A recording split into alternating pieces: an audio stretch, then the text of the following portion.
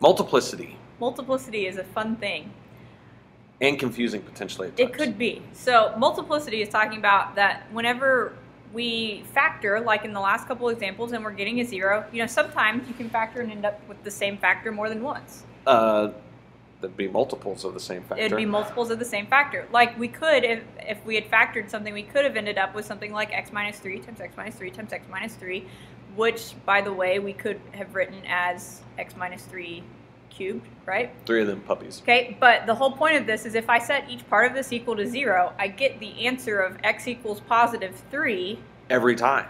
And so that's 3 times, right? Yeah, but it only crosses it once at That's 3. what we call a multiplicity of 3. And so whenever you factor and you end up with an answer more than once, however many times you end up with it, that's the multiplicity. If what you get is an odd number, an odd multiplicity means the graph crosses the x-axis at that 0. An even multiplicity means the graph touches the x-axis at that point, but then it bounces back up or bounces down. It doesn't actually go through at that point. I think a better definition to work with is the bounce part. I think the touch can be. Okay, so I think bounce is a great way to describe that. Bounces off. It bounces off, and it bounces in the direction that. It bounces on the side of the x-axis you were already on. Yeah. So if you were up and it bounces back up. up. So let's look at an example of this. We're going to state the degree and list the zeros of this function, state the multiplicity, and whether or not the graph crosses or touches the x-axis at the x-intercept. Sketch the graph by hand. Easy for Mrs. Stevenson to read. Yes.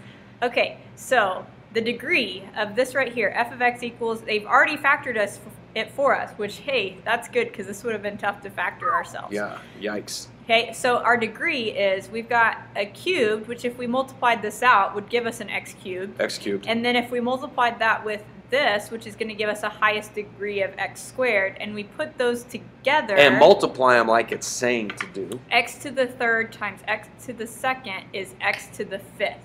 Add exponents when multiplied. Okay, so this is a 5th degree polynomial.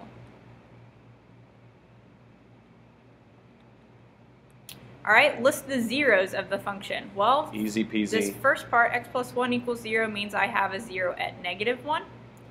The second part, x minus 2, means I have 1 at x equals positive 2. You might notice the super secret opposite society is out in strength today. Right. If I set x plus 1 equal to 0, I always have to change the sign whenever I move it over. So if you remember, hey, parentheses means do the opposite, you're good to go. Now, the multiplicity is whatever this exponent is. The 0 of x equals -1 has a multiplicity of 3 because it happens 3 times.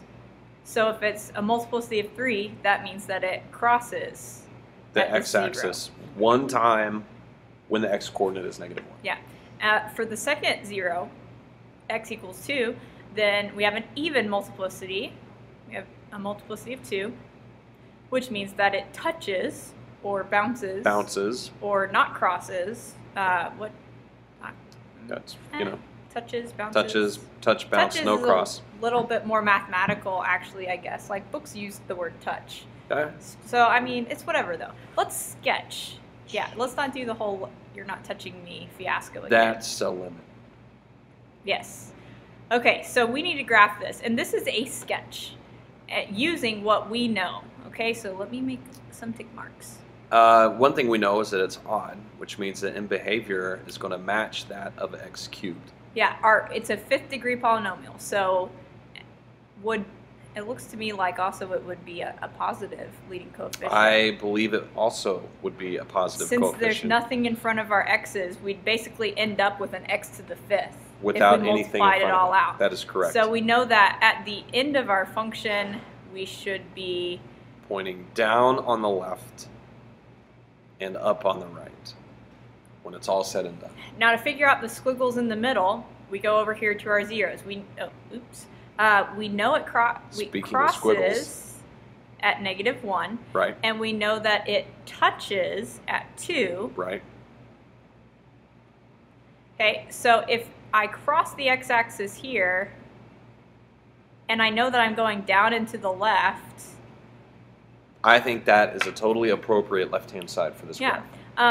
We could go ahead, just to be a little picky, we could go ahead and find the y-intercept real quick by putting zeros here. We'd get 1 cubed times -2 squared. 4. I didn't even have to take my shoes off to count that one. That's great. You're really improving. So we would go all the way up here, like this crosses at 4, and then it has to come back down at some point so that we can touch and then start going back up. See how it touched but didn't go through on that point? Bounced it right off the old x-axis there, and we don't know where the maximum occurs 100%. Like, we can make a good educated guess, but that's not what we're really interested in right now with this particular problem. Yeah. So that's a rough sketch. Now, if you graph it by hand, because we might as well graph it by hand and see how close we are, then that's a great way to check yourself. If it graph says, it by calculator. Yeah. If it says sketch by hand, by all means check it with your calculator. Yes. But there you go. That's a rough sketch.